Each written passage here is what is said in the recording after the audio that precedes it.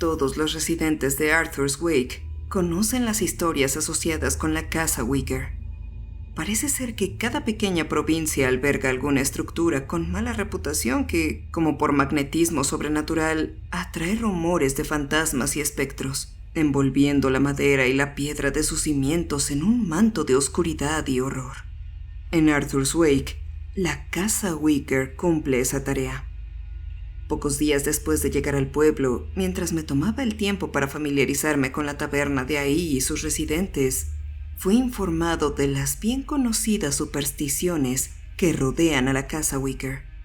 Como hombre de ciencia, sabía que cualquier verdad escondida en estas paranormales historias probablemente estaría tan adornada que resultaría irreconocible. Nada era de primera mano.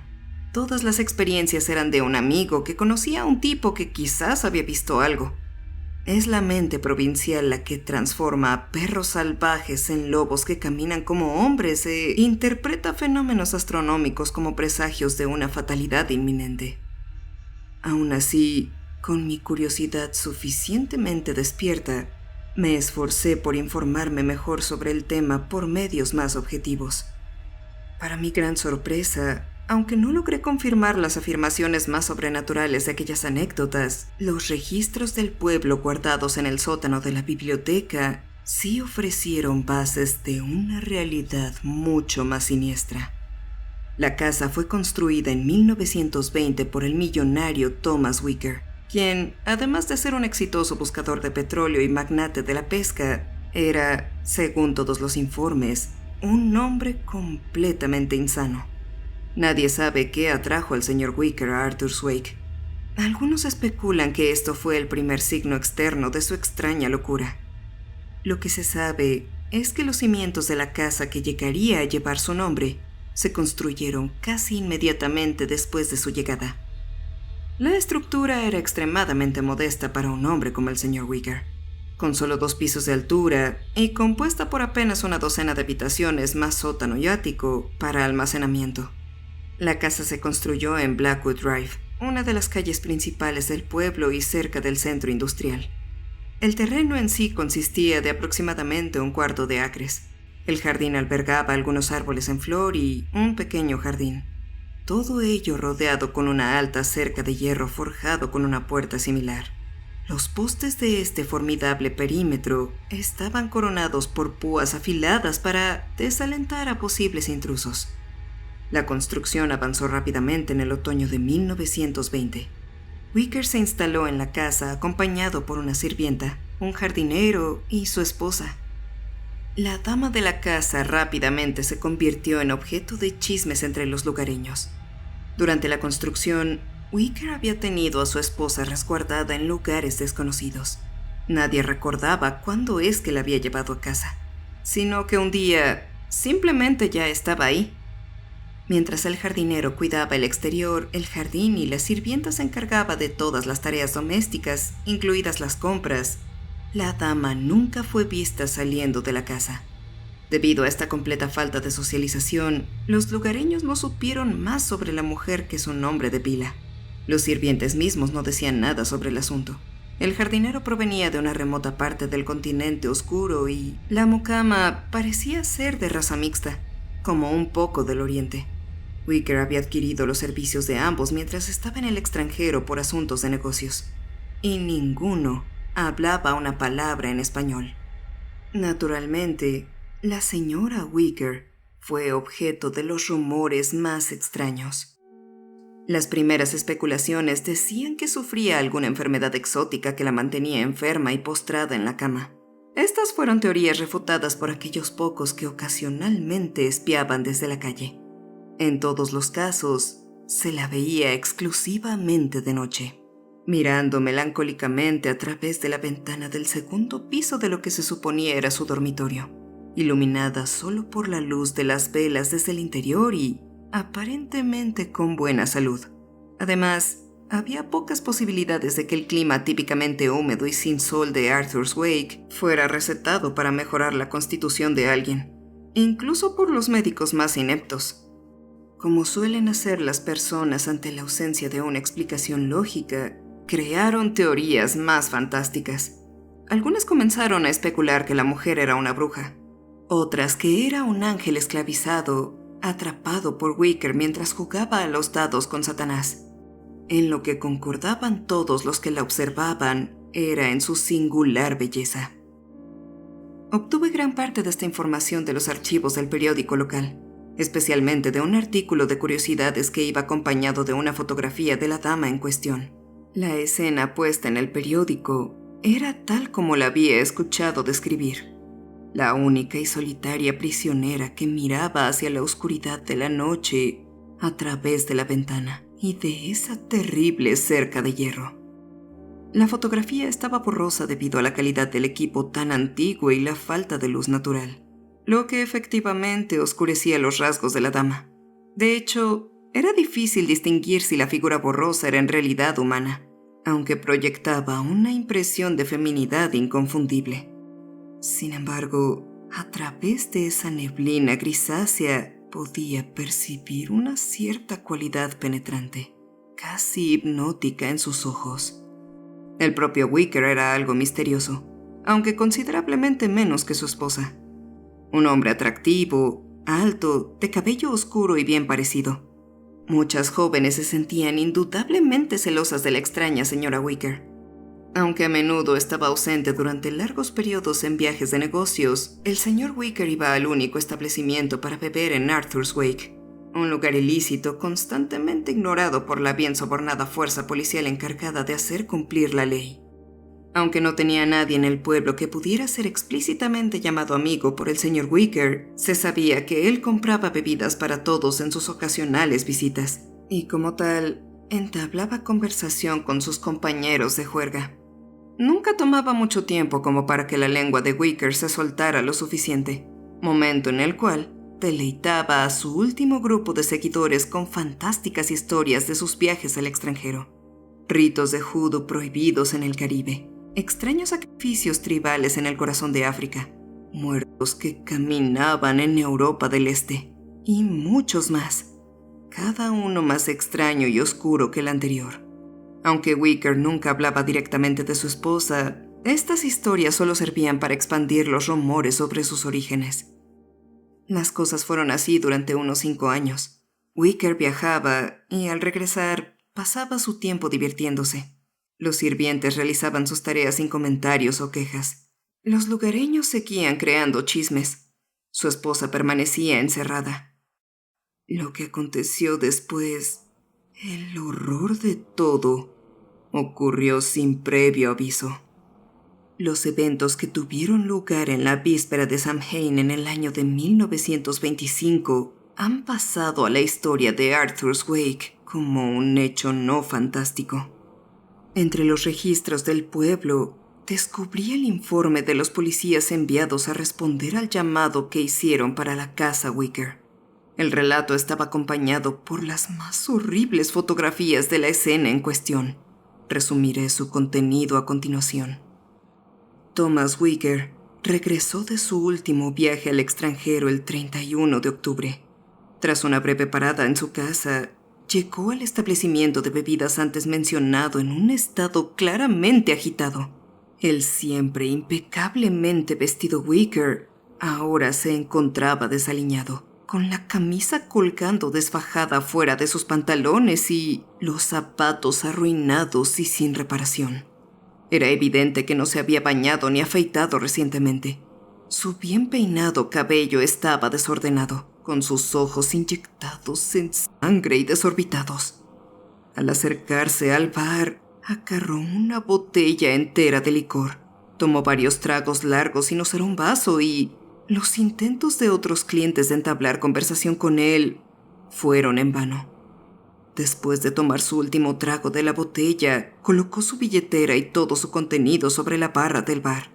Rompió el recipiente ahora casi vacío en el suelo y salió con los ojos asombrados de todos los presentes siguiéndolo. El hecho de que toda esta parte de la historia ocurriera en un establecimiento completamente ilegal no me pasa desapercibido, aunque aparentemente sí a los policías que investigaron. Como he dicho, estaban bien sobornados. Que ningún ojo mortal haya observado lo que sucedió después es seguramente prueba de que hay un Dios misericordioso por ahí. Los 2 patrulleros que llegaron primero a la escena fueron convocados por aterradores informes de gritos agudos y carcajadas demoníacas en la casa Wicker. Aunque ellos eran veteranos y hombres duros, definitivamente no estaban preparados para lo que pronto se encontrarían en la casa Wicker. Armados con una linterna y garrotes en mano, los hombres se acercaron cuidadosamente a la vivienda que ahora se encontraba completamente en silencio. La gran puerta de hierro estaba abierta de par en par, al igual que la puerta de roble en la parte superior de los escalones que conducían al interior de la casa. Al no recibir respuesta a sus gritos de indagación, los policías entraron cautelosamente al vestíbulo y procedieron a registrar el piso inferior.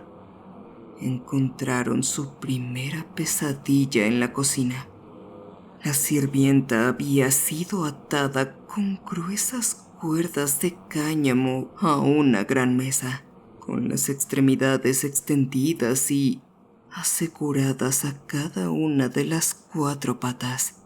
Estaba desnuda y con el cuchillo de carnicero que se había usado para cortarle la garganta completamente envainado en su corazón. Sangre brillante goteaba del cruel altar, formando lentamente un charco en el suelo mientras las salpicaduras de la toras pintaban las paredes como una macabra decoración. Los patrulleros compartieron una mirada de mutuo y asombroso pavor. Apretaron con fuerza sus garrotes entre las manos y continuaron registrando el lugar en completo y aterrorizado silencio. Después de determinar que el sótano estaba vacío mediante una breve pero comprensible búsqueda, salieron por la puerta trasera hacia el jardín y descubrieron el cuerpo del jardinero. Una gruesa estaca de madera se había erguido en el centro del jardín y estaba cruzada por una viga perpendicular. El hombre colgaba desnudo, suspendido de la viga transversal por clavos cruelmente puestos en sus muñecas y tobillos, en una grotesca simulación de la crucifixión de Cristo. Había sido destripado, con sus entrañas colgando de su vientre, goteando sangre y excremento. Horrorizados, los policías aceptaron a regañadientes que el tiempo que les tomaría pedir refuerzos en esta situación proporcionaría al peligroso criminal una oportunidad de escapar. Los hombres reingresaron a la casa y, con agonía, procedieron a subir la escalera de caracol al 2º piso. Registraron sistemáticamente cada habitación, sin encontrar nada hasta que solo quedó una: el dormitorio de la esquiva señora Wicker. Con los ojos muy abiertos y el corazón latiendo salvajemente, el hombre al frente abrió lentamente el pestillo. Levantando sus garrotes, los hombres irrumpieron en la habitación y se detuvieron atónitos. La habitación estaba completamente oscura y vacía, desprovista de muebles o decoraciones de cualquier tipo.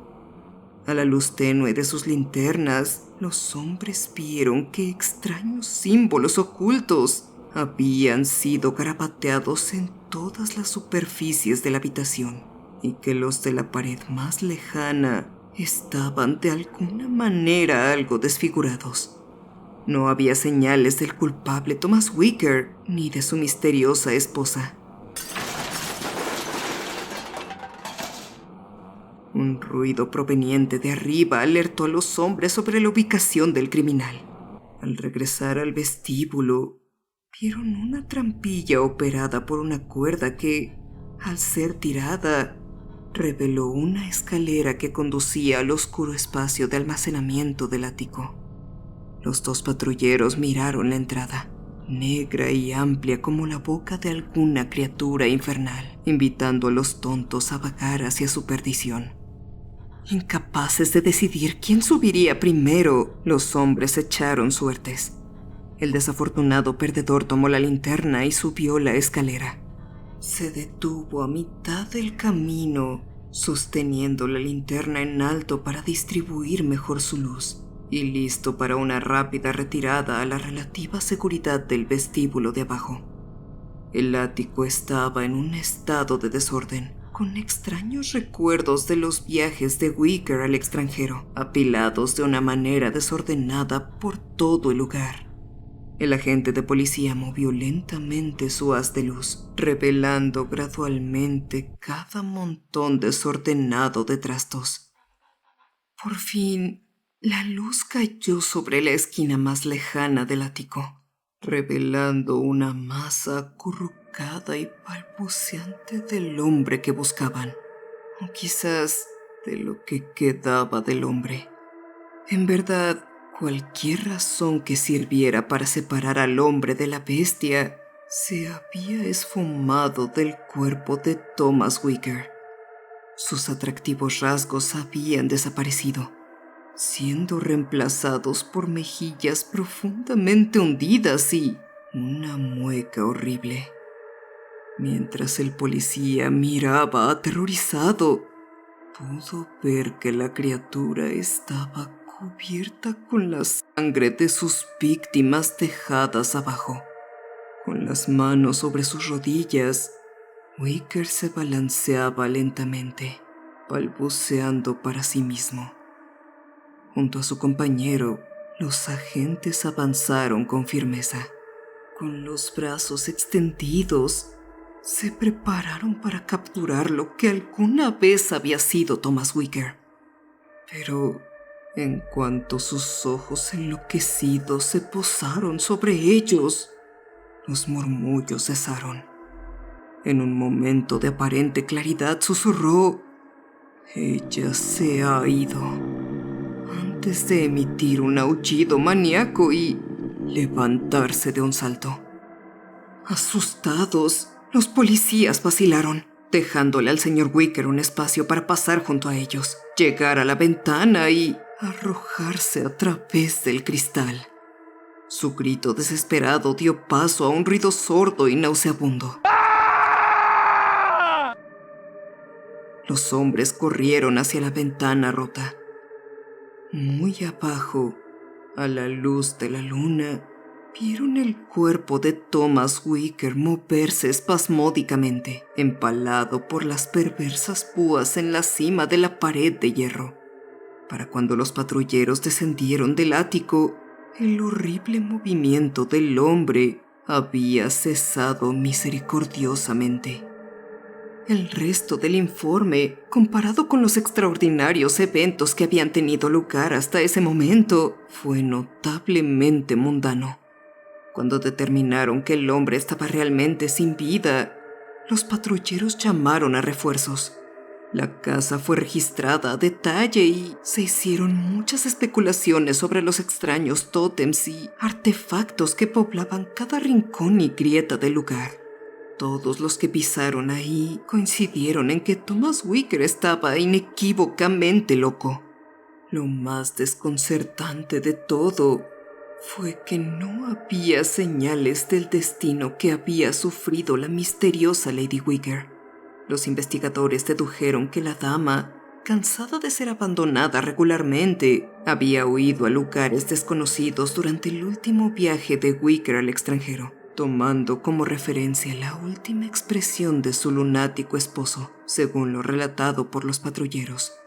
A su regreso, el shock había sido suficiente como para empujar al hombre a un frenesí perturbador. Es desde este punto de vista que la historia se aparta del ámbito de la razón lógica para adentrarse en los tortuosos caminos de las leyendas urbanas. Aproximadamente un mes después del terrible fallecimiento de Thomas Wicker, fue cuando comenzaron las desapariciones, cuya investigación finalmente llevó a mi llegada a Arthur's Wake. Los padres acostaban a sus hijos por la noche y a la mañana siguiente no los encontraban por ningún lado. Las búsquedas exhaustivas en Wake no revelaron nada. Los desconocidos que llegaban al pueblo eran interrogados, encarcelados y, en un caso en particular, linchado por una turba asustada. Después del hecho se encontraron algunas pruebas cuestionables en el cuerpo del hombre, y como el sospechoso estaba sin vida como para proclamar su inocencia, la policía declaró felizmente cerrado el caso. El hecho de que el patrón de desapariciones hubiera continuado durante más de 60 años sugiere que estaban equivocados. No he podido identificar al primero que afirmó haber visto una luz extraña emitida desde la ventana abandonada del dormitorio de Lady Wicker, ni al que juró haber oído el sonido de niños jugando mientras pasaba apresuradamente por la casa maldita. Lo que sí sé es que aquellas historias se han extendido y han crecido hasta el punto en que no es tan fácil descartarlas. En breve comprobaré si hay alguna verdad en ellas.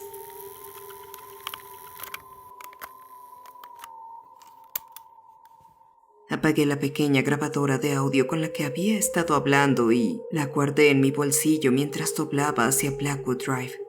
Toda una vida persiguiendo historias de fantasmas, de dar caza a cuentos de criaturas que deleitan la imaginación y ofenden la sensibilidad, hasta ahora no me han proporcionado ninguna prueba contundente de la existencia de algún reino sobrenatural que habite en las oscuras sombras de nuestro mundo. De hecho, cada investigación no hace más que confirmar lo que he determinado desde hace tiempo. La mente humana es una cosa milagrosa en su descarada propensión a engañarse a sí misma. Y, sin embargo, sigo aquí. Sigo con esto. Tal vez este sea el momento en que mi perseverancia sea finalmente compensada con pruebas en este lugar. Un lugar que todo mundo conoce, pero que nadie ha visto excepto en sus peores pesadillas. Un lugar lleno de monstruos. Los delgados zarcillos de niebla se mueven pesadamente entre mis pies como seres vivos, mientras me acerco a las ruinas de la casa Wicker. A través de la puerta de hierro oxidado, recuerdo que a pesar de mis dudas, yo también soy humano. Mi mente es tan capaz de autoengañarse como cualquier otra. De hecho, mientras avanzo por el pasillo principal, un efecto de la luz de la luna da un suave resplandor que emana de la ventana del segundo piso como si fuera una vela encendida en el interior y como si fuera imposible. Mientras subo, en las sombras se forma el rostro de una hermosa mujer que me mira fijamente y me sonríe con aprobación. Mi mano se aprieta en el pomo de la puerta del cuarto mientras la risa de unos niños llega a mis oídos. Abro la puerta.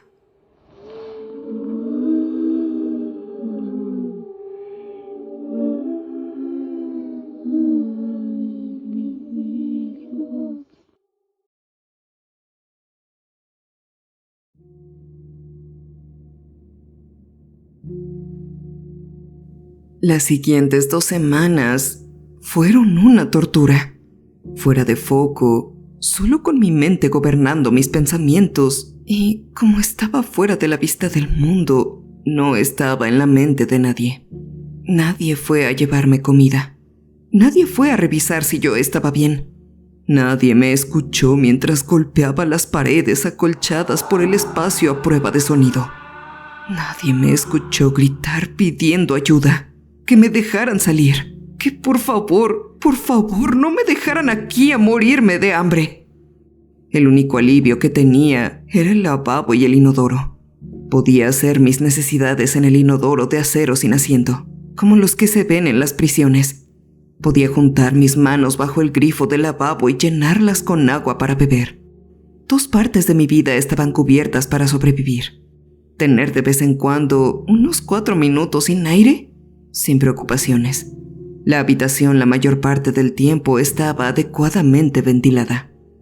4 días sin agua tampoco había sido un problema cuando pasó, mientras el lavabo siguiera funcionando.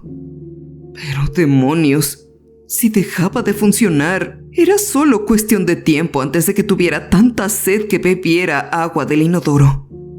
Afortunadamente nunca llegué a ese extremo. Sin embargo, 4 semanas sin comida, eso era otra cosa. No había comida en mi celda. No había manera de pedir comida, ni un dispensador automático de alimentos.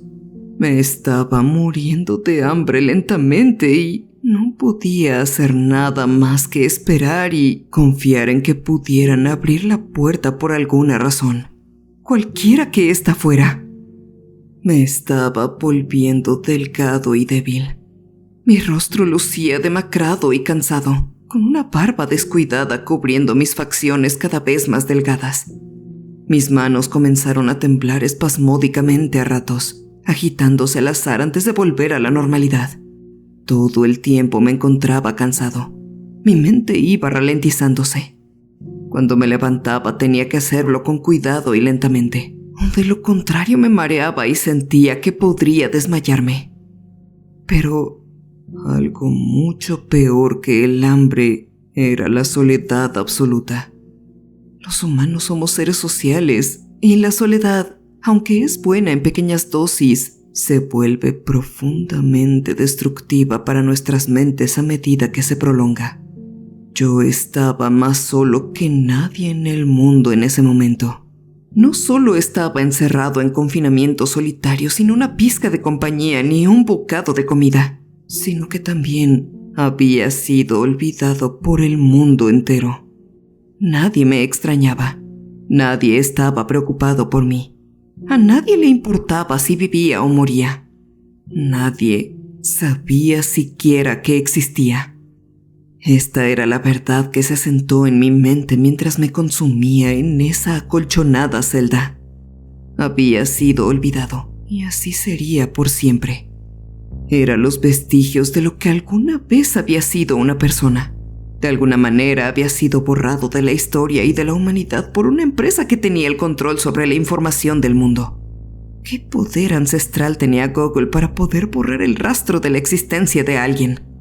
¿Qué les daba el poder de doblar la realidad y convertir a alguien en una especie de fantasma viviente en tan solo unos minutos, siendo borrado de toda memoria en cuanto las personas se alejaban?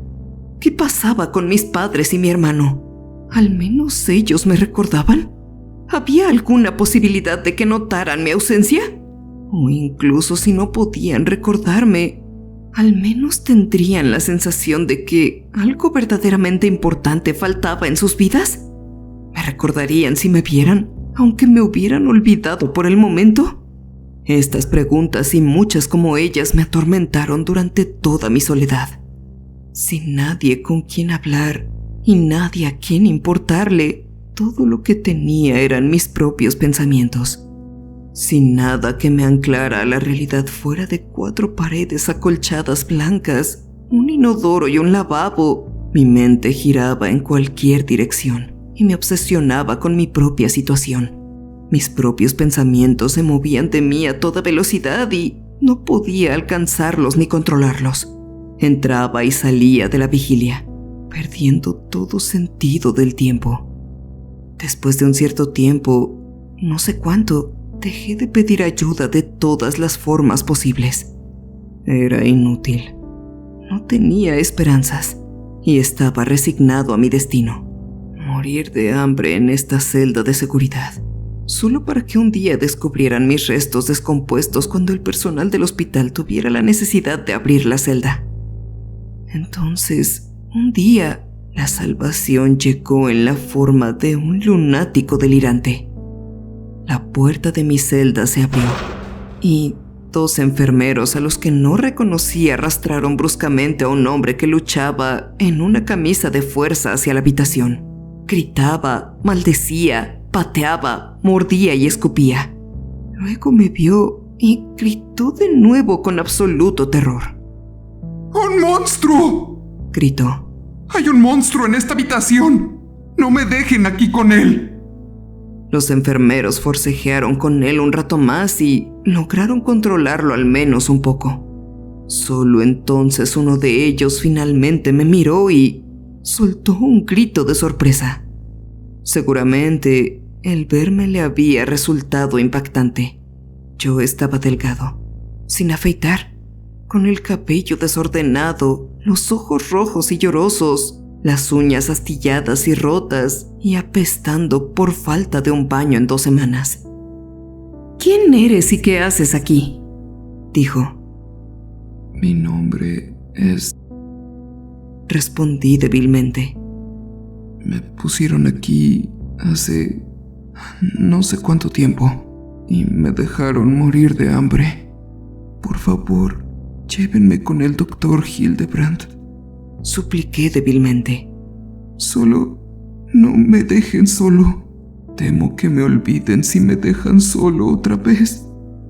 Uno de los enfermeros me ayudó a ponerme de pie y me escoltó fuera de la habitación mientras el otro se aseguraba de que el hombre violento y gritando en la camisa de fuerza quedara dentro de la habitación. El que me ayudó presionó un botón de intercomunicador en la pared y habló a través de él. «Dr. Hildebrand, por favor vaya a su oficina. Encontramos a un hombre desconocido en la habitación 5C. Está en mal estado. Parece que ha estado ahí descuidado durante bastante tiempo». Los enfermeros me ayudaron a caminar hasta la oficina del Dr. Hildebrand y me sentaron en un sofá. Unos momentos después, el propio doctor entró y se quedó boquiabierto al verme.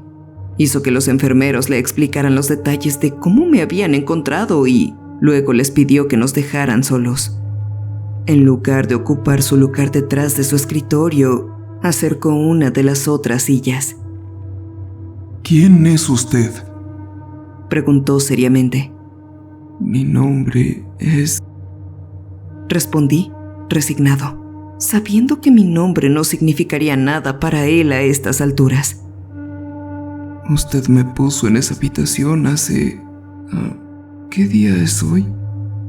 Me dijo la fecha. Hace 2 semanas.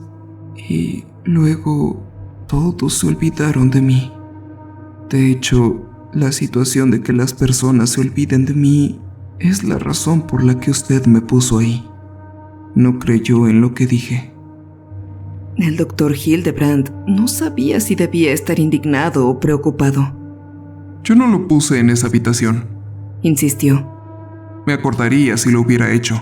Y ciertamente tampoco lo habría dejado aislado y muriendo de hambre durante 2 semanas. Eso es inhumano y perdería mi licencia ante tal atrocidad. Entrecerré los ojos. El hecho es que eso fue exactamente lo que hizo. Yo no debería estar aquí y estoy dispuesto a apostar que no hay ningún registro de mi admisión. Ahora era el turno del doctor de sentirse indignado. Nunca seríamos tan descuidados. Si lo puse en esa habitación, debe haber un registro suyo. Pruébelo. Lo desafié. Pero haga lo que haga, no salga de esta habitación. No me deje solo y olvidado otra vez.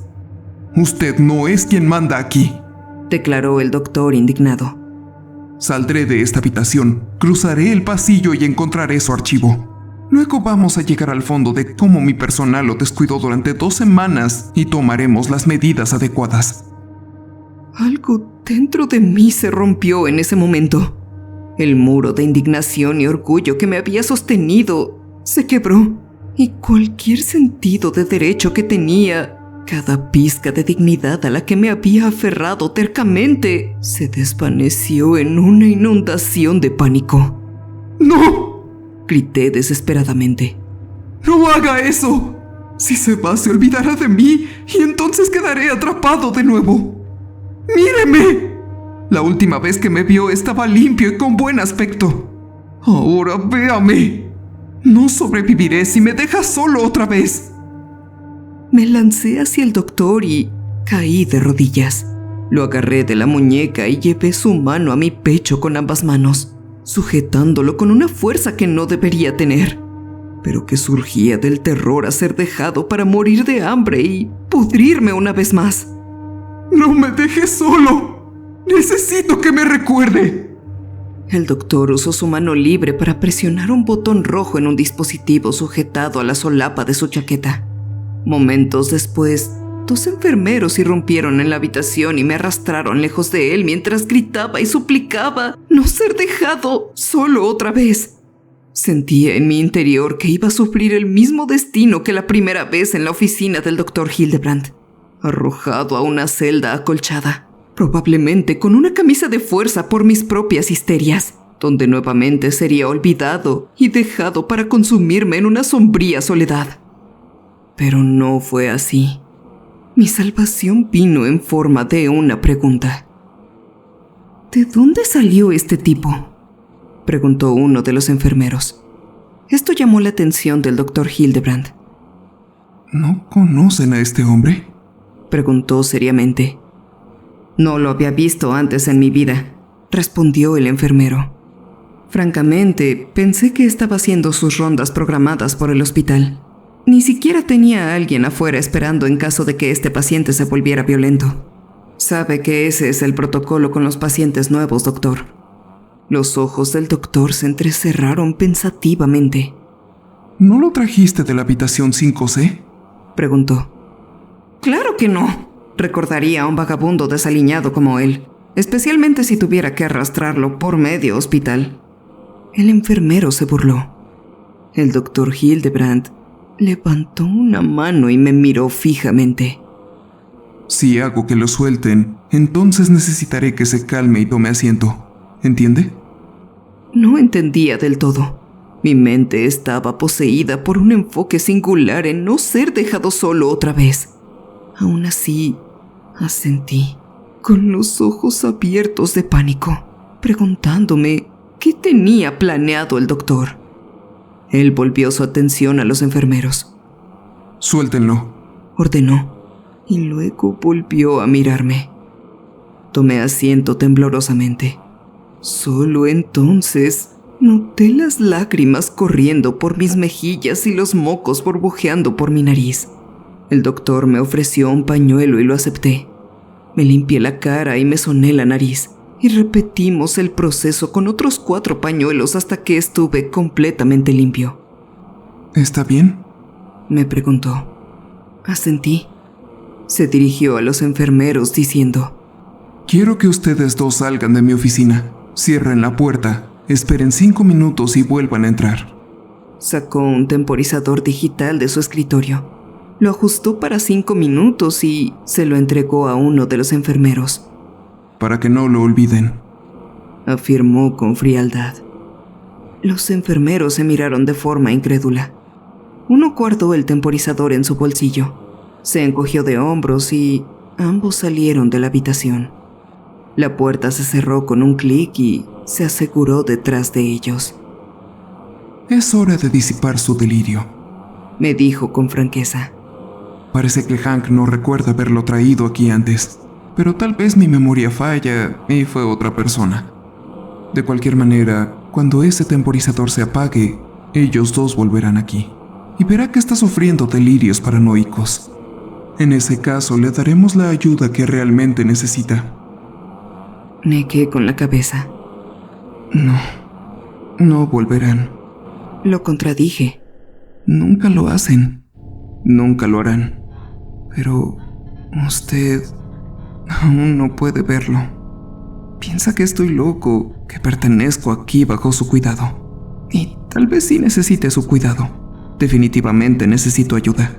Pero no del tipo que usted puede darme, ni que nadie más puede darme. Definitivamente puedo darle la ayuda que necesita, respondió el doctor con compasión. Pero primero tenemos que aclarar todo esto, y lo haremos en... Miró su reloj. 4 minutos. Los 4 minutos pasaron en silencio, y los enfermeros no regresaron. El doctor parecía preocupado. Seguramente fueron llamados por alguna emergencia con un paciente, especuló. Esperemos unos minutos más. Pasaron unos minutos más y luego unos pocos más y unos pocos más. Finalmente, después de 20 minutos adicionales en tenso silencio, el Dr. Hildebrand presionó el botón del intercomunicador. Hank, Repórtate a mi oficina de inmediato, ordenó. La respuesta fue rápida. Enseguida. La voz de Hank crujió desde el altavoz. Hank llegó a la oficina un par de minutos después. ¿Dónde estabas?, preguntó el Dr. Hildebrand. ¿A qué se refiere?, Hank preguntó incrédulo. Estaba ayudando en la farmacia a dispensar los medicamentos de la tarde como se supone que debo hacer. La expresión del Dr. Hildebrand cambió de una de segura molestia a una de preocupación perturbada. ¿Por qué no regresaste aquí como te dije?, preguntó. Hank se burló. Nunca dijo eso, Doc, respondió. ¿Seguro que no le dijo a uno de los otros enfermeros que lo hiciera? Revisa tu bolsillo, ordenó el doctor.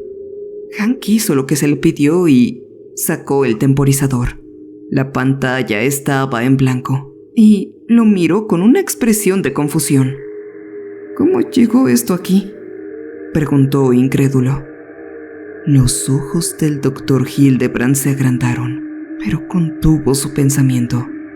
Déjalo en mi escritorio y vuelve a tus tareas, ordenó. El enfermero obedeció y pronto fuimos solo el doctor y yo nuevamente. Me olvidó, dije llanamente. Es como le dije, siempre me olvidan. El Dr. Hildebrand estaba viendo el temporizador en blanco. Revisó la configuración y vio que el temporizador estaba programado para 60 minutos. Sé que lo configuré para 5 minutos, murmuró. Los dispositivos también me olvidan, le dije. Igual que el papel, los videos, todos y todo. No sé por qué ni cómo, pero es como si no se me permitiera impactar en el mundo de ninguna forma. Como si existiera, pero no existiera. Eso es imposible, insistió el doctor. Lo sé, respondí resignado. Pero acabo de pasar 2 semanas enteras solo con nada más que mis pensamientos como compañía. ¿En qué cree que podría pensar? Este problema desafía toda explicación lógica, pero no puedo negar que lo estoy viviendo. El doctor negó con la cabeza escéptico. No puede ser, dijo. Usted estuvo en una de nuestras habitaciones de pacientes, así que, a menos de que de alguna manera haya logrado entrar, lo cual dudo seriamente que podría hacer sin poder escapar, debe haber un registro suyo aquí en alguna parte.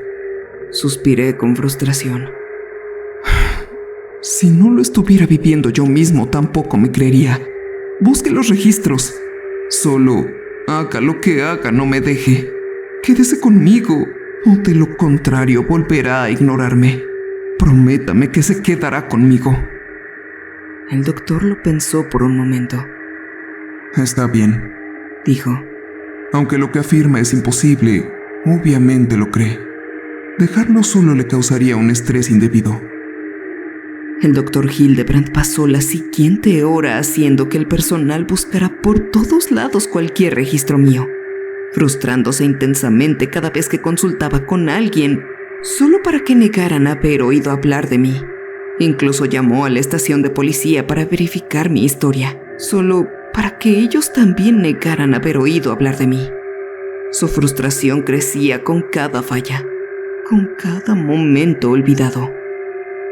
Es enloquecedor, ¿verdad, Doc?, pregunté, una vez que vi que estaba al borde de su paciencia y completamente frustrado. Estoy aquí, puede verme, escucharme, oler mi cuerpo sin lavar, pero no existo fuera de esta habitación. No tiene ningún sentido terrenal, ¿verdad? El doctor hizo un admirable trabajo al controlarse. No tiene sentido, admitió. Entonces, ¿qué haremos con esta situación? Lo miré directamente a los ojos y me incliné hacia adelante. Es como dijo, dejarme en esa habitación desatendido durante 2 semanas sin preocuparse de que muriera de hambre le costaría su licencia, sin mencionar el escándalo que el hospital tendría que soportar. Pero eso no es todo. No podría presentar una demanda ni exponerme ante los medios aunque lo intentara. Nadie lo recordaría y los registros desaparecerían. La verdad es que podría tirarme en cualquier lugar y dejarme pudrir, y nadie notaría la diferencia. Él palideció ante esto. Todo lo que quiero es que camine conmigo a la cafetería, coma conmigo, me acompañe hasta la puerta principal y luego salga de mi vida para siempre. Sin problemas, sin complicaciones. Solo aliménteme y olvídeme. El doctor lo pensó por un momento. Sería cruel enviarlo al mundo estando hambriento después de todo lo que ha pasado. Y aunque todavía no creo del todo su historia sobre la gente que lo olvida, no puedo arriesgarme a que sea verdad. No después de haberlo dejado encerrado y olvidado durante las últimas 2 semanas. Pausó y pensó durante unos minutos. Está bien. Vamos a comer y luego se irá de aquí. El doctor cumplió su palabra. Fuimos a la cafetería y comí con deleite la comida insípida que servían. Nada había tenido mejor sabor en mi vida. Y finalmente comprendí realmente el viejo dicho de que el hambre es el mejor condimento. Luego, cuando estuve satisfecho, me acompañó hasta la puerta principal. Me dio la mano y me deseó lo mejor antes de volver al interior para regresar a su vida normal, como si yo nunca hubiera sido parte de ella. Me tomé unos momentos para inhalar profundamente, saboreando el aire de la libertad. Mi confinamiento había terminado. Sabía que no tenía razones para preocuparme de que la policía o el hospital fueran a buscarme. Y por primera vez, saber que sería olvidado realmente me dio un cierto consuelo.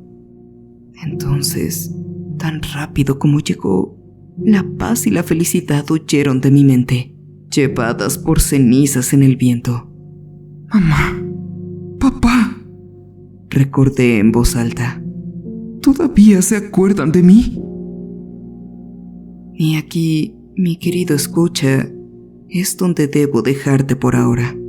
El Wi-Fi público puede ser un recurso infinito, pero las baterías de las laptops aún necesitan cargarse, incluso las robadas. Sé paciente. Nos veremos pronto.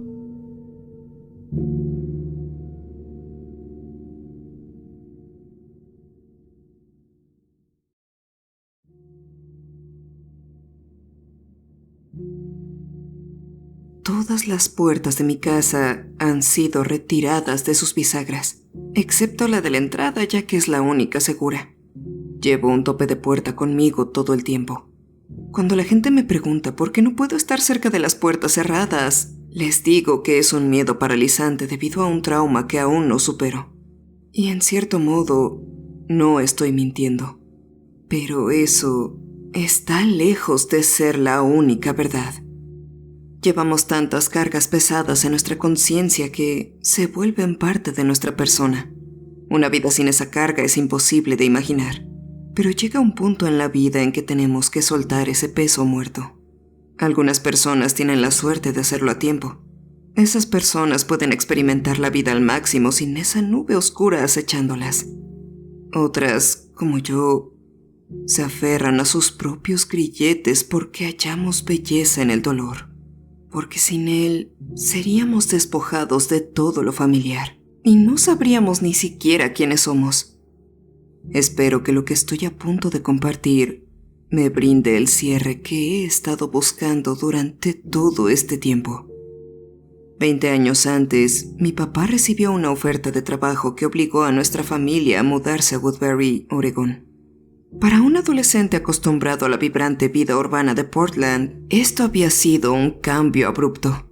Era demasiado joven y estaba demasiado absorto en mi propio mundo como para apreciar la vasta extensión de arbustos y pinos que caían sobre las onduladas colinas.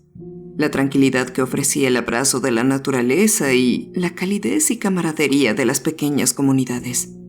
Aún recuerdo lo cálida que estaba esa mañana de mayo cuando llegamos frente a nuestra nueva casa. Recuerdo a mis padres maravillándose de la casa. hablando con optimismo sobre la vida en el pueblo. Algunos vecinos se acercaron para presentarse a mis padres. Como todo adolescente amargado, entré en la casa y subí las escaleras hacia lo que esperaba se convirtiera en mi habitación una vez que nos instaláramos. Durante los siguientes 15 minutos, la realidad de mi nueva vida comenzó a caer sobre mí con un peso aplastante. Sin una forma adecuada de mantener el contacto con mis amigos, no pasaría mucho tiempo antes de que se olvidaran de mí. Así es la vida, supongo. Cuando somos jóvenes, cada cambio parece ser el fin del mundo. Si tan solo supiéramos en aquel entonces lo fácil que teníamos todo. Las amistades florecían con tan solo mirarnos, con jugar o la única coincidencia de estar en el mismo lugar. A medida que crecemos, esas amistades se transforman en algo profundo. Ya no se trata solo de divertirse en el momento. Se trata de crisis existenciales y de encontrar respuestas a las grandes preguntas de la vida. Ahí es donde los caminos a menudo se dividen, en esa encrucijada donde lo amplio se encuentra con lo específico. A menudo llegamos al hecho de que no siempre es una pelea la que termina con las amistades. Más bien, es el constante avance de la vida lo que nos separa. A veces, la gente cambia. Eso me lleva de vuelta a Woodbury. Mi contemplación fue interrumpida cuando mi mamá me llamó abajo para conocer a los nuevos vecinos. Refunfuñando, bajé hacia la puerta principal, esperando encontrar a una anciana con una bandeja de galletas de menta o a una pareja casada de enfrente sonriendo con muecas tensas. En cambio, me encontré con un chico y una chica de mi edad. Había sido una sorpresa inesperada. Hola, dijo la chica. soy Nicole. Era una chica bonita, con grandes ojos color océano. Eso había sido lo primero que noté de ella. Era baja, con su cabello pelirrojo atado en una coleta. La forma en que me miraba con fascinación sugería que las caras nuevas en el vecindario eran una novedad aquí. El chico delgado a su lado podría haber compartido su entusiasmo, pero los largos flequillos que cubrían parcialmente su rostro me dificultaban saberlo. Su espalda estaba encorvada, quizás para alcanzar los bolsillos de los pantalones caídos en los que tenía enterradas las manos. Y cuando habló, lo hizo con una voz profunda y resonante que desmentía su delgada figura. Hola, soy James. Vivimos cerca. Señaló con el pulgar en una dirección calle abajo. Por un momento enderezó su espalda y cuadró sus hombros, como si siguiera el eco de un recordatorio. Quizás el de un adulto reprendiéndolo por su postura incorrecta. Hola. Fue todo lo que pude decir. No me gustaba sentir esos pares de ojos clavados en mí. Me sentía como un animal en el zoológico, estando ahí para el entretenimiento de dos visitantes. Mi mamá debió de sentir mi vacilación porque puso una mano en mi hombro y me presentó por mí. Este es Chris. Nos acabamos de mudar desde Portland, dijo. El calor subió a mi rostro. Me sentí avergonzado frente a las dos personas que podrían convertirse en mis nuevos y posiblemente únicos amigos en Woodbury. Y mi lengua se negó a cooperar. ¡Genial!, dijo James. Encantada de conocerte. Nicole sonrió. Cuando lo hizo, reveló una fila de dientes torcidos, pero de una manera linda. Aún con mi papá hablando con el vecino que se parecía terriblemente a un típico papá suburbano como ruido de fondo, el silencio que se extendió entre Nicole, James y yo fue incómodo. Finalmente, fue Nicole quien rompió el silencio. Íbamos a ir a caminar por un sendero justo fuera del vecindario. Hay un lugar genial para pasar el rato. ¿Quieres venir? Mi primer instinto fue mirar a mi mamá en busca de aprobación, pero me resistí porque no quería ganar puntos negativos en la primera impresión. ¡Claro! ¡A la mierda! ¡Hagámoslo!, dije, en una rara exhibición de decir groserías frente a ella. Luego la miré. La reprimenda que me esperaba por maldecir no llegó, pero pude ver sus labios apretarse en una efímera mueca, lo suficiente como para darme a entender que tuve suerte de que mis amigos estuvieran ahí. Estén de regreso para la cena, dijo mi madre. James sacó las manos de sus bolsillos y tomó la delantera. Daba pasos largos, como de cigüeña, arrastrando las perneras de sus pantalones ya sucias por el suelo. Recuerdo pensar que mi mamá nunca me habría permitido arruinar un par de pantalones así solo por verme cool, pero también envidiaba a James por esa aparente libertad. Durante los primeros minutos de caminata, no hablamos, y el aire se sentía tenso con ese silencio, como si los tres estuviéramos pensando en cómo empezar una conversación sin ser demasiado vanos. Entonces, ¿cómo es la vida aquí? Para cuando me di cuenta de lo estúpida que sonaba esa pregunta, las palabras ya habían salido de mi boca. Aburrida, dijo Nicole. ¿Tiene sus ventajas? Dijo James. Pensé que todos querían irse del pueblo pequeño en algún momento de sus vidas. Levanté una ceja. Irse a un lugar más grande. no puedo esperar a graduarme e irme de este agujero, dijo Nicole. ¿A dónde planeas ir? Pregunté. No lo sé, a algún lugar grande, un lugar donde nadie me conozca, donde pueda hacer el ridículo en un lugar lleno de gente y no preocuparme de que todo el pueblo se acuerde de ello por el resto de mi vida. Parecía que Nicole hablaba por experiencia, ya fuera suya o de alguien más. Oh, vamos, Woodbury no es así, dijo James. Nicole lo miró. La señora Coates todavía es conocida como la señora de los gatos. ¿Y?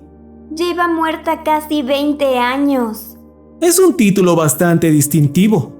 Bueno, no lo sería en una gran ciudad.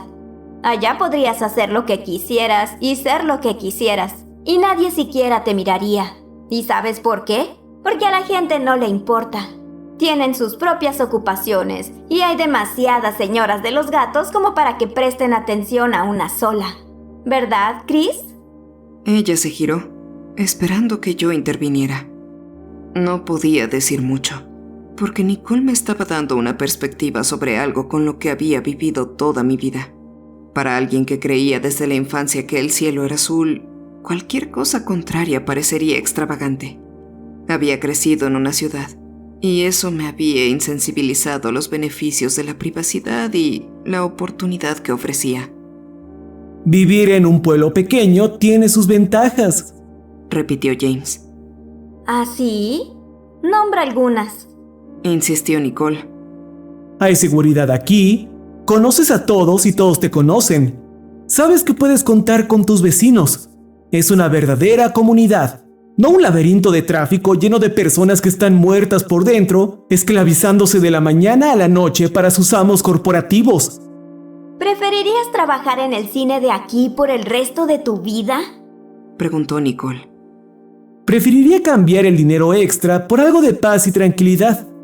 Es que tan solo escucha. Se detuvo y levantó un dedo. ¿Lo oyes? Nicole y yo nos detuvimos abruptamente también. El suave balanceo de los árboles con el viento.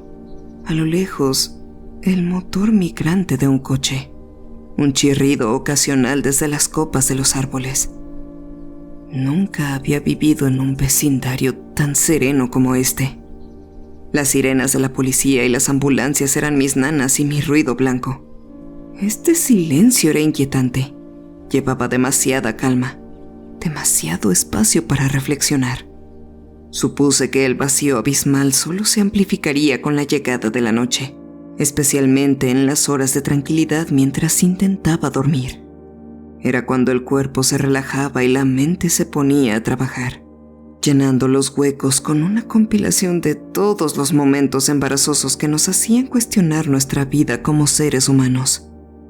Es demasiado silencioso. ¿Cómo puede la gente siquiera dormir así?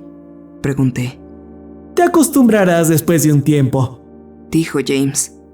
Si eso significaba que me apaciguaría en esta monotonía de vida, entonces no quería acostumbrarme. Seguimos caminando hasta el borde del bosque, presumiblemente marcando el límite del vecindario. Miré hacia mi nueva casa. Aún podía ver a mi papá frente a ella, pero como una figura distante e imperceptible. ¿Vienes? Preguntó James. Volví la cabeza hacia ellos y los vi parados al comienzo del sendero. ¿A dónde vamos? Pregunté. Es un lugar genial para pasar el rato. Ya verás, Dijo Nicole. Debió notar mis dudas ante esto porque añadió: te llevaremos a casa antes de la cena. Lo prometo. Me dio otra punzada de vergüenza que suprimí rápidamente. Ya había decidido que quería ser parte del grupo de James y Nicole. Para que esto sucediera, tenía que ser cool, no un aguafiestas. El sendero serpenteaba entre los árboles que se cerraban. Su denso follaje formaba una sombra natural sobre nosotros. Las ramas secas crujían bajo nuestros zapatos. El eco era agudo y satisfactorio en la quietud del aire. Ocasionalmente, algo pequeño se deslizaba entre la maleza. Era un mundo completamente diferente aquí, silencioso, pero no de la misma manera que yo conocía. Cuanto más avanzábamos, más evidente se volvía que este no era un camino típico utilizado para el senderismo. No había señales de actividades frecuentes aquí, solo el camino delgado y maltrecho que seguíamos en fila entre los árboles entrelazados. Este bosque pertenecía a los adolescentes, no a los adultos. Era nuestro dominio, un santuario lejos de las miradas indiscretas donde éramos soberanos. Dije nuestro porque ya me sentía parte del santuario interno que Nicole y James habían formado. En algún momento, James se detuvo. Señaló fuera del sendero a su izquierda y dijo: Por aquí. ¿A dónde vamos? Pregunté nuevamente, con un destello de incertidumbre instándome a regresar. Es más genial si te lo mostramos, Dijo Nicole. Señaló la roca que estaba en el césped. Este es el primer punto de referencia. Recuérdalo. Hablaba como si fuera a venir aquí más a menudo. En ese momento supe lo que haría. Si no era por la tranquilidad que ofrecía este lugar, entonces sería por Nicole. Si esos ojos azules no eran suficientes para convencerme, entonces la sonrisa lo era. Nunca subestimen las hormonas de un adolescente.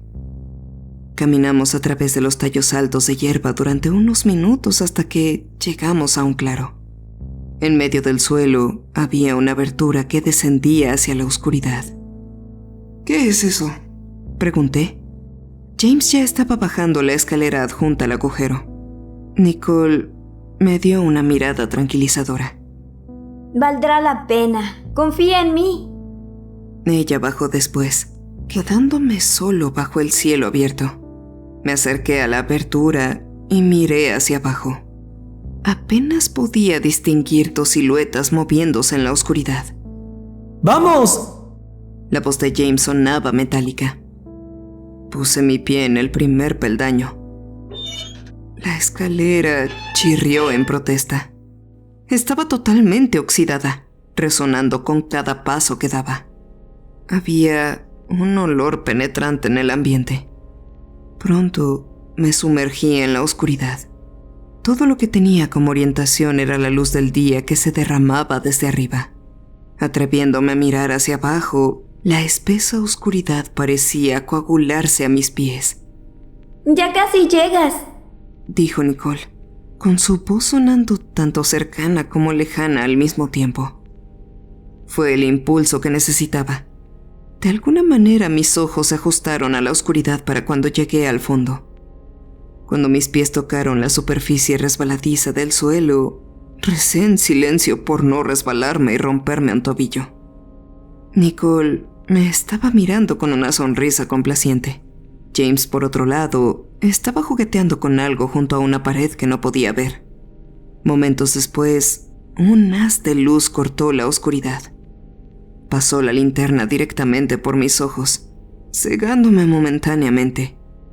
¡Por aquí!, dijo, saltando por un túnel que no había visto hasta ese entonces. ¡Wow! Dije. Mi voz sonaba amplificada en el espacio cerrado. Dando un último vistazo a la luz del día sobre mí, seguí a mis compañeros por el túnel. Mis zapatos salpicaban en los charcos poco profundos. 2 veces extendí una mano para apoyarme en la pared cercana, solo para que mis dedos salieran cubiertos de mugre. Mi aprensión se mantenía a raya por mi fascinación con este lugar. ¿Con qué frecuencia un adolescente tiene la oportunidad de explorar un túnel? ¿Alguien más sabe sobre este lugar? Pregunté. Nope, solo Nicole y yo. Dijo James desde el frente. Me sorprende que nadie haya descubierto esto todavía. Nicole y James bajaron el tono de su voz un poco. Y fue entonces cuando supe que había dicho algo que no debía. Nicole giró su cuello hacia mí. Teníamos un amigo. Él fue quien descubrió este lugar. ¿Qué le pasó? Pregunté, aunque sabía que no debía haberlo hecho. Un momento de pausa se prolongó entre nosotros, como si Nicole y James estuvieran tratando de decidir quién debía contármelo. Él se fue de Woodbury, dijo James. Creo que sus padres consiguieron un nuevo trabajo o algo así. Había resentimiento en su voz, tal vez incluso ira hacia ese amigo sin nombre. La actitud de Nicole, por otro lado, la traicionaba con su verdadero sentimiento. ¿Dolor? ¿No les dijo por qué tenía que irse? Pregunté. Todo pasó bastante rápido, dijo Nicole. Hey, ya no importa. Andrew se fue, pero nosotros seguimos aquí, dijo James, pero el tono de su voz se había alzado. Debimos haber estado caminando durante 20 minutos antes de llegar a otra escalera. Esta ascendía hacia la negrura. James subió primero. Nicole y yo observamos el cono de luz de su linterna balanceándose cada vez más arriba. Cuando llegó a la cima, un fuerte y metálico quejido resonó en el aire. Entonces, James apuntó su luz hacia abajo y dijo: ¡Todo en orden! ¿Quieres ir primero? Preguntó Nicole. Asentí. Esta escalera estaba firme en su lugar, aunque igualmente oxidada, y con un peldaño roto que James me había advertido justo antes de que pasara por el alto escalón invisible. Cuando llegué a la cima, me ayudó a subir. Tenía mucha fuerza para alguien tan huesudo. Gracias, dije. Nicole se unió en segundos. Observé mi entorno. La primera cosa de la que fui demasiado consciente a lo largo de mi vida era la del olor agrio que acompañaba a los lugares antiguos. Trozos de papel tapiz viejo y descoloridos se pelaban para revelar el yeso. Telarañas se aferraban a las esquinas del techo. Donde la luz del sol se filtraba por las grietas, el polvo giraba de manera errática. ¿Dónde estamos?, pregunté. Es una casa abandonada, dijo James. Se agachó y cerró la trampilla. Las bisagras produjeron otro quejido antiguo antes de que la escotilla se cerrara de golpe. James apagó la linterna. A pesar de las ventanas tapiadas, había suficiente luz para ir por la casa sin una lámpara. Vamos, te daremos un recorrido por el lugar, dijo Nicole. El resto de la casa estaba en un estado igualmente ruinoso. Pesadas pátinas de polvo cubrían los muebles, mesas, barandillas, estantes y otras superficies, testimonio de su abandono. En algunos lugares el piso de madera se había levantado, formando bultos inclinados que hacían volcar los muebles.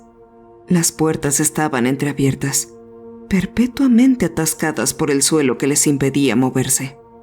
En el piso inferior, una sala de estar se extendía en toda su grandeza, con sus paredes adornadas con cuadros enmarcados de la naturaleza. Un televisor roto descansaba como una reliquia olvidada. Una mesa de centro antigua frente a él, marcada por el tiempo. El suelo de la cocina, que una vez fue impecable, ahora delataba su edad con los bordes que se curvaban como las esquinas de un mapa antiguo. James y Nicole me llevaron arriba. El rastro de polvo barrido mostraba qué partes de la casa usaban con frecuencia. Echamos un vistazo en la oficina donde un imponente escritorio de roble dominaba con su presencia. Además de él, los estantes llenos de libros desgastados susurraban su abandono. El dormitorio revelaba un suelo cóncavo. Estábamos a punto de girar hacia una habitación a la izquierda cuando noté una puerta cerrada al final del pasillo. Fue la manera en que se destacaba lo que llamó mi atención. Una puerta simple y robusta que me llamaba a acercarme, girar el pomo y descubrir los secretos que contenía. Oye, ¿qué hay ahí? Pregunté. Oh, Nicole le dio una mirada indiferente. iremos a eso después. Vamos. No podía apartar la mirada de esa puerta. Una fuerza gravitacional atraía mi conciencia hacia ella, tocando las cuerdas de la curiosidad en mi mente. Las esquinas de mi visión se estrecharon, enfocándose en esa puerta, y de alguna manera me sentí acercándome a ella, tan cerca que podía ver el pomo redondo, podía sentir su frialdad en mi mano, podía percibir la resistencia que ofrecía al girarlo. Chris, La voz de James me devolvió a la realidad. Todavía me encontraba de pie ahí, junto a la habitación vacía. Ignorando la puerta cerrada al final del pasillo, entramos en la habitación vacía. Pero a un nivel vagamente consciente, podía oír que la puerta me llamaba. Botellas y latas de cerveza, paquetes de cigarrillos aplastados y envoltorios de dulces cubrían el suelo. Me acerqué a la ventana y miré afuera. Hierba alta rodeaba la casa. Por lo que podía ver desde otras ventanas, no había una buena manera de acercarse a la propiedad. Eso, junto con el hecho de que la casa estaba en medio del bosque, la convertía en un refugio perfecto para adolescentes rebeldes. De acuerdo, no voy a mentir. Esto es bastante genial, dije. ¿Verdad? Preguntó Nicole. a menudo venimos aquí para relajarnos después de la escuela, Dijo James. ¿De quién es esta casa? James se encogió de hombros. ¿Quién sabe? Ha estado aquí desde antes que nosotros. Me giré para escanear la habitación. Una foto Polaroid estaba pegada a la pared. Curioso. La inspeccioné. Un joven con la lengua afuera tenía un brazo alrededor de Nicole y el otro alrededor de James, quien presumiblemente sostenía la cámara para tomarles la foto. Nicole estaba riendo, atraída por el abrazo del joven. ¿Es él? Pregunté. Sí, Había un tono de tristeza en la voz de Nicole. ese es Andrew. Los dedos de la mano que tenía alrededor de Nicole estaban adornados con anillos llamativos. Noté una calavera en su dedo anular. El resto eran indistinguibles. Era un momento temporal que nunca se repetiría. 3 amigos, ajenos al pasado o al futuro, viviendo el momento solo por esa ráfaga de dopamina que la presencia del otro les daba. Mirar la foto me entristeció por Nicole y James. Todavía había demasiadas cosas no dichas sobre Andrew. Cosas que no estaban listos para compartir. La tristeza que había aparecido repentinamente en el aire aludía a eso. Entonces, la casa. Dijiste que nadie más sabe de ella, ¿verdad? Pregunté. Nicole negó con la cabeza. No. Y hablando de eso, ahora que sabes de ella, significa que eres parte de nuestra pandilla, te guste o no. Antes de que el calor de la bienvenida pudiera instalarse adecuadamente en mi pecho, James dijo: Y ser parte de nuestra pandilla significa que debes seguir unas reglas estrictas. Ambos me miraban, esperando mi aprobación para recitar los términos y condiciones. Asentí y comenzaron. Regla número 1. Nunca le dirás a nadie sobre este lugar. Nunca. Dijo James. Puedes venir aquí las veces que quieras con nosotros o solo, pero nunca se lo mostrarás a nadie. ¿Por qué? Porque la noticia se va a esparcir, y eso significa que toda la casa se va a convertir en esto. Señaló la basura. Comprendo, dije. Eso me lleva a la regla 2. Dijo James. Esta es la sala de reuniones. No se tira basura en el resto de la casa. ¿Entendido? Asentí. Bien. Y la regla número 3... Hizo una pausa examinándome con la mirada. Mis ojos se volvieron hacia James y Nicole. Ambos tenían miradas sumamente serias en sus rostros. ¿Qué? Pregunté. Nunca abrimos esa puerta, dijo James. El tono monótono me hizo pensar que estaba jugando conmigo. Solté una risa, pero fue seca, poco convincente. Ellos no se rieron. ¿Hablas en serio? Pregunté. Sí. Dijo Nicole, confirmando la regla de James. Nunca abrimos esa puerta. ¿Por qué? Simplemente no lo hacemos. ¿Qué hay detrás de ella? No lo sabemos. Ha estado cerrada desde que Andrew la encontró. Él fue quien hizo la regla. Nosotros solo la seguimos. Me rasqué la cabeza. ¿No creen que pudo haber estado bromeando con ustedes?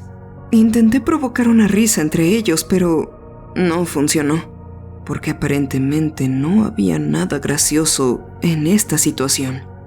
Estamos hablando en serio, Chris, dijo Nicole, quien había sido amable todo el tiempo, confirmando que de hecho esto era serio.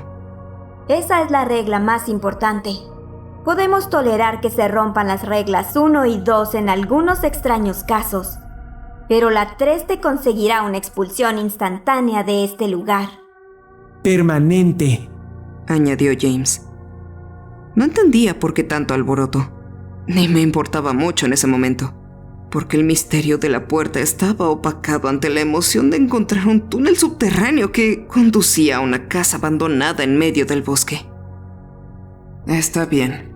Trato hecho, dije, porque no abrir la puerta era un pequeño precio a pagar por estar en el club de los chicos geniales.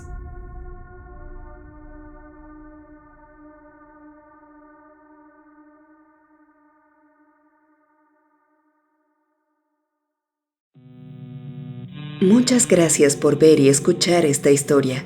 Tus likes y comentarios son muy importantes para mí, así que no dudes en escribirme. Me puedes seguir en todas mis redes sociales como Damita de Blanco. También me puedes escuchar en tus plataformas de podcast preferido. Comparte para que más amantes del terror se unan a esta gran familia. Enfrentando tus miedos, yo soy la Dama de Blanco.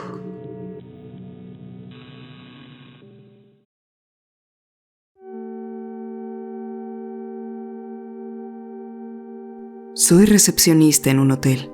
No puedo decir cuál porque, por mucho que odie mi trabajo en este momento, no puedo darme el lujo de que me despidan. Digamos que es una cadena en el Reino Unido. Rima con Gravel's Lodge y es bastante asqueroso aquí. Por poner un ejemplo, huele a huevo podrido en el desayuno y hay manchas de vómito en la alfombra. Trabajo de noche, así que he visto una buena cantidad de cosas extrañas. Está la mujer que se hizo popó en el suelo.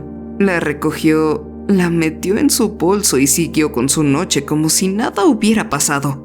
¿No la ves que un hombre corría desnudo, agitando los brazos y gritando, ¡vienen las ovejas! Ya saben, una noche de viernes cualquiera. Honestamente tengo cientos de historias como esa que contar, pero esta es diferente. Bien, para esto les prepararé el escenario para que lo imaginen. Es domingo por la noche, por lo que el ritmo del hotel es bastante lento. Son alrededor de las 11 de la noche. Llevo algunas horas en mi turno. Hay otro tipo, Greg, que trabaja conmigo en la recepción, pero se fue para ayudar a alguien con su tarjeta de acceso al cuarto. Estoy concentrado viendo mi teléfono. Hola, Miré hacia arriba y había una mujer mayor con cabello largo y negro parada frente al mostrador de recepción, sonriéndome.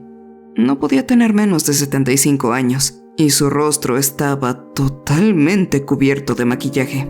Traía puesta una base blanca como la tiza, un delineador de ojos negro espeso y un lápiz labial rojo brillante para complementar sus dientes amarillos.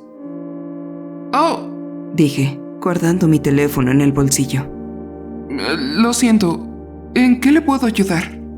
¿Una habitación? Ella se rió mientras la saliva salía volando de su boca. Por supuesto. ¿Simple o doble? Ella se echó a reír como si hubiera dicho la cosa más graciosa del planeta. Una vena sobresalía de su frente mientras se reía cada vez más fuerte. Yo también empecé a reírme, confundido por su reacción. Entonces ella simplemente se detuvo. Se quedó en silencio por unos segundos, mirándome fijamente. Ok. Dije, sonriendo torpemente. Entonces, ¿simple o doble? La habitación más barata que tengas. La registré, recibí el pago, le entregué una tarjeta de acceso y la despaché. Cuando Greg regresó, le conté todo y nos reímos. Mierda, hombre. Dijo. Realmente tienes una suerte con esa clase de gente, ¿no? Una hora más tarde, recibí una llamada de la señora extravagantemente maquillada. No usaré su nombre real, así que llamémosla Doris. Como sea, Doris marcó a la recepción.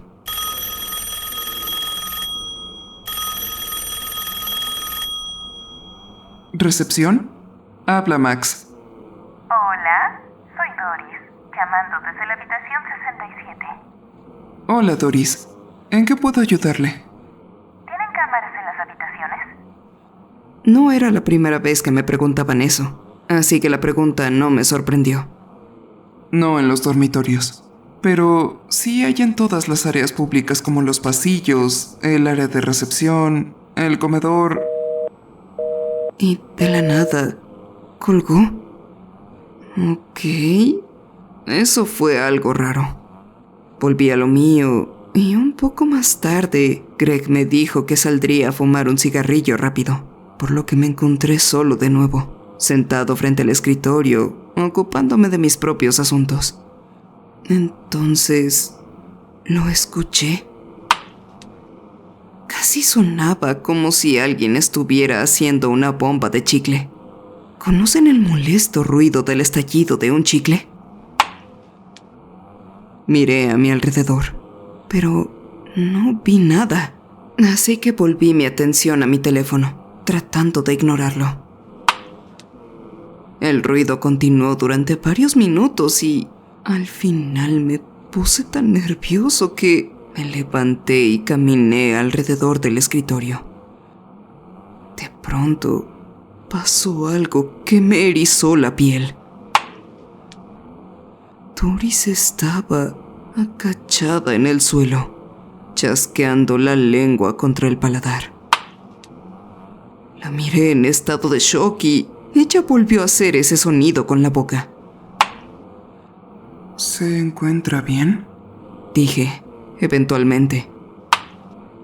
Nuevamente el chasquido. En este punto empecé a sentirme incómodo. Como dije antes, he visto cosas raras y estoy relativamente acostumbrado. Pero había algo en esta mujer que me molestaba. Sus ojos saltones y su maquillaje exuberante, combinados con su cuerpo huesudo y su comportamiento extraño, me hacían querer correr y esconderme. ¿Hay algo que pueda hacer por usted? Le pregunté. De repente, ella se levantó de un salto, estiró el cuello hacia el techo y miró una de nuestras cámaras de seguridad.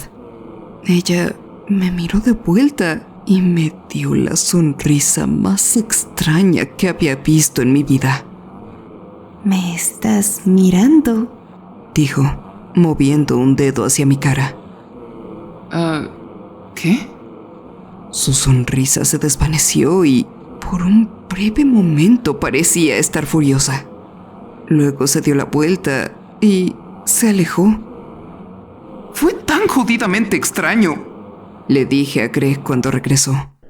Él se rió de nuevo, pero esta vez de una forma menos convincente. Greg era un poco más joven que yo, así que al darme cuenta de que podría haberlo asustado un poco, traté de restarle importancia. Creo que perdió los estribos, dije. Seguramente es inofensiva.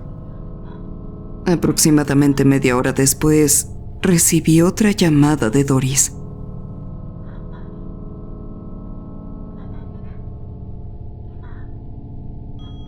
¿Qué puedo hacer por usted?, pregunté. ¿Puedes verme? Mi corazón se aceleró un poco y miré a mi alrededor. Ella estaba llamando desde su habitación, así que no había manera de que pudiera verla. No, respondí. Mira más detenidamente. No sé por qué, pero le seguí el juego. Volví a escanear el hotel e incluso eché otro vistazo rápido detrás del escritorio. No la vi. Solo veía el comedor oscuro y vacío, la entrada principal que conducía al estacionamiento y a un largo pasillo vacío. No había señal de Doris. No, dije, tratando de ocultar mi miedo con mi voz. No la veo. ¿Hay algo que pueda hacer por usted? Colgó de nuevo. Hey, Greg, dije mientras mi amigo se acercaba. ¿Qué pasa? Hice una pausa por un momento, preguntándome si realmente debía decírselo. ¿Puedes cubrirme un segundo? Salí a fumar y me encontré con Tox. Tox era uno de los guardias de seguridad, y con diferencia, la persona más intimidante que había visto en mi vida. Mide 1,95 m, es calvo, está cubierto de tatuajes y puede fumar un cigarrillo entero de 2 caladas. De ahí el apodo. A pesar de su apariencia, Tox tiene una personalidad cautivadora. Es uno de los tipos más divertidos y amigables que jamás haya existido. Así que no había sido sorpresa que me fuera a charlar con él. Unos 20 minutos después recordé que debía estar trabajando. Me despedí de Tox y volví al interior. Mientras caminaba por la entrada principal, vi a Greg parado detrás del mostrador de recepción. Lucía serio. ¿Estás bien?, le pregunté. Él negó con la cabeza. ¿Qué pasa? Lo siento mucho, Max, me dijo. Odio hacerte esto, pero creo que necesito irme. No me siento bien. Oh, mierda. Sí, no te preocupes. Yo te cubro. Greg asintió. Su piel estaba blanca y húmeda, y realmente no parecía estar bien. Supe que no estaba fingiendo, pero algo en su expresión me dijo que no estaba siendo 100% honesto conmigo. Greg, ¿pasó algo? De verdad, no me siento bien. Tengo que irme. Agarró sus cosas y se fue corriendo, disculpándose nuevamente antes de salir por la puerta. Entonces sonó el teléfono.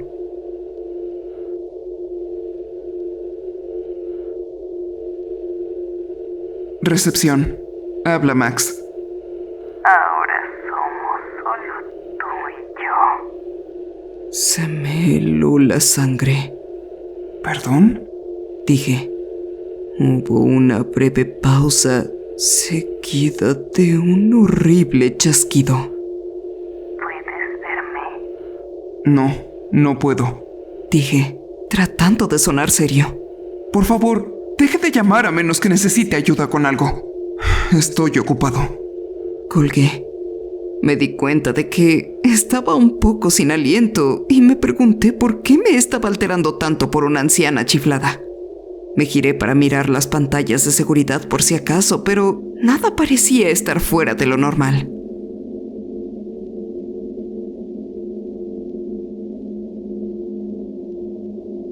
El teléfono volvió a sonar. Contesté, notablemente molesto. ¿Te estás calentando? Dijo Doris con voz cantarina. Mire, señora, literalmente no hay manera de que pueda verla. Dije. Está llamando desde su habitación, un lugar sin cámaras. Por favor, deje de llamarme sin... Miré la pantalla. Ahí, en un cuadro en la esquina superior, estaba Doris. Estaba parada al final de un pasillo, sonriéndole a la cámara. ¿Qué carajo? Me saludó lentamente con la mano y comenzó a reírse por el teléfono. Parece ser que me encontraste. Dijo, pero sus labios no se movían en la pantalla. ¿Cómo está haciendo eso? ¿Cómo estoy haciendo qué? Dijo, y nuevamente sus labios no se movieron. La vi acercarse a la cámara. Era como si me estuviera mirando directamente, mostrando todos sus dientes amarillos en una sonrisa asquerosamente grande. Esto no tenía sentido, y comencé a sentir cómo el pánico subía por mi pecho. Colgué el teléfono de golpe y mi cuerpo tembló. De repente, me sentía extremadamente vulnerable, como si me estuvieran observando. Tuve una necesidad abrumadora de darme la vuelta, pero no lo hice. En lugar de eso, llamé a Tox y le pedí que viniera a recepción. Llegó solo unos minutos después, pero esos fueron los minutos más largos de mi vida. Con cada segundo que pasaba me sentía más frío y sudoroso. Sentía ojos sobre mí, pero lo único que pude hacer era sentarme congelado en mi silla, mirando a la nada. ¿Qué pasa, grandulón? Su voz me hizo saltar. Lo miré, incapaz de hablar. Vaya, luz es terrible. ¿Estás bien? Volví a mirar las pantallas de seguridad. Me alivió ver que Doris no estaba ahí. Intenté recomponerme un poco. ¿Puedes revisar la habitación 67 por mí? Pregunté. Por supuesto. ¿Cuál es el problema? No quise decir demasiado porque estaba empezando a dudar de mi propia cordura a estas alturas. Así que simplifiqué un poco las cosas. Hay una mujer ahí. Sigue llamando a la recepción. No es mayor problema, solo está haciendo una molestia. ¿Podrías, aunque sea, darle una advertencia? Seguro. Casi le decía que tuviera cuidado, pero me detuve. Era tarde. Estaba cansado. Tal vez mi mente me estuviera jugando una mala broma. Gracias, dije. ¿Y Tox se marchó? Volví mi atención a las cámaras de seguridad y observé a Tox cruzar varios pasillos diferentes en las pantallas mientras se dirigía a la habitación de Doris. Él llamó a la puerta, pero no pasó nada. Esperó un par de segundos y volvió a tocar. En ese momento, la puerta se abrió un poco. No podía ver el interior de la habitación, pero pude ver a Tox hablando. Nada acalorado. Solo estaba teniendo una conversación normal. Pasaron unos 20 segundos y la puerta se cerró. Tox se dio la vuelta y miró a la cámara de seguridad. Me levantó el pulgar y se alejó de ahí. Me recargué en mi silla y exhalé bruscamente. Con suerte, eso habría puesto fin a las molestas llamadas de Doris por aquella noche. Pensé. Metí la mano en el bolsillo para sacar un cigarrillo y un encendedor, sintiendo que me había ganado con creces otra pausa para fumar. Pero entonces, algo en la pantalla llamó mi atención. Era Tox, de nuevo parado en la puerta de Doris, hablando. Miré. preguntándome si tenía que hablar algo más con ella. Pero entonces la puerta se cierra. Tox se da la vuelta y mira a la cámara de seguridad. Levanta el pulgar y se aleja. Luego apareció de nuevo, de pie en la puerta. Llamó a la puerta, esperó unos segundos, volvió a tocar. La puerta se abría. Él hablaba, la puerta se cerraba. Él miraba a la cámara. Un pulgar hacia arriba. Se alejaba. Parece que se trataba del mismo metraje reproduciéndose una y otra vez. Pero cuando comprobé la marca de tiempo en la parte superior de la pantalla, estaba funcionando bien. No era un problema técnico. No era un mal funcionamiento. Él simplemente parecía estar atrapado.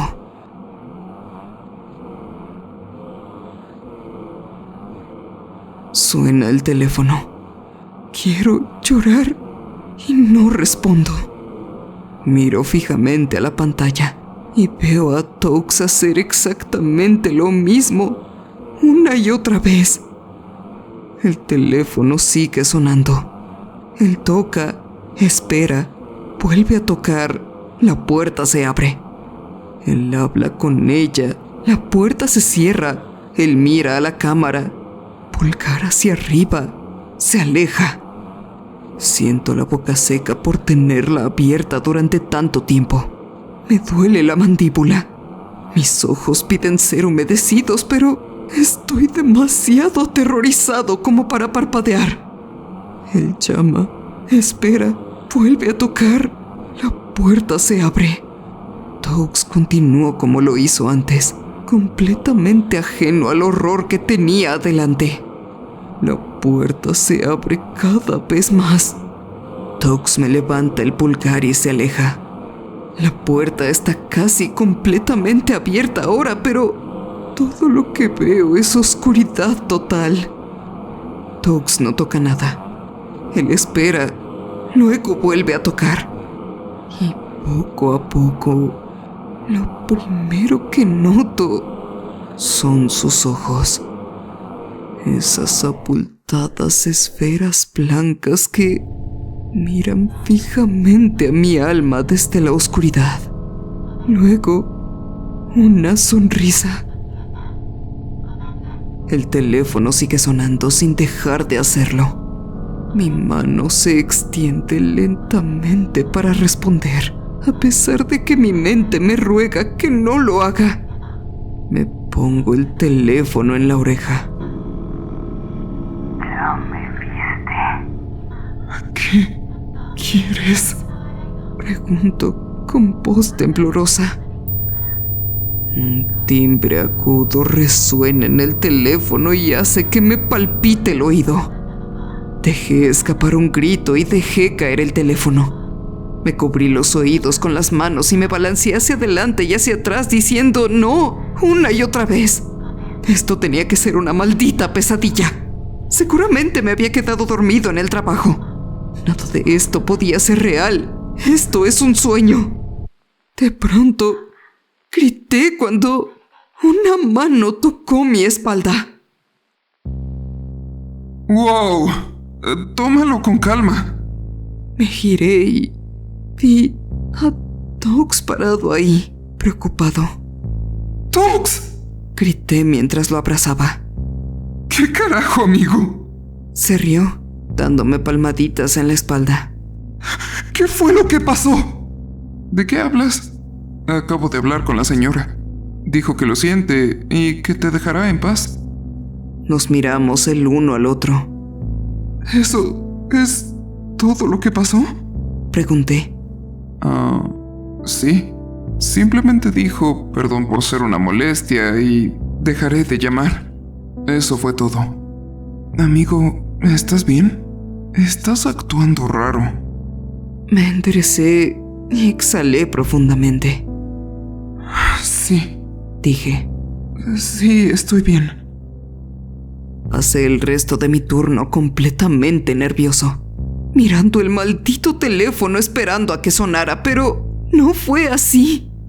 Por alguna razón Doris cumplió su palabra y no volvió a molestarme. Créanme cuando digo que intenté pensar en una explicación racional para lo que pasé esa noche. He pasado muchas noches sin dormir reflexionando sobre ello, una y otra vez tratando de darle sentido, pero no lo logro. Nada de esto cuadra. No pude comprenderlo entonces y aún no lo entiendo. Si alguien tiene alguna teoría, por favor, dígala. ¿Mencioné que Greg renunció? Sí, simplemente nunca volvió. Intenté preguntar por ahí para ver si encontraba el porqué, pero la gerencia no me dio mucha información. Solo me dijeron cosas genéricas sobre seguir un rumbo diferente, sea lo que sea que eso signifique. Pero, a juzgar por la expresión que vi en su rostro esa noche, sé que en esos 20 minutos que estuvo solo, alguien lo llamó. O tal vez ella le hizo una visita. Algo lo asustó tanto que nunca regresó al hotel Gravel's Lodge. Y honestamente, no lo culpo, ni un poco.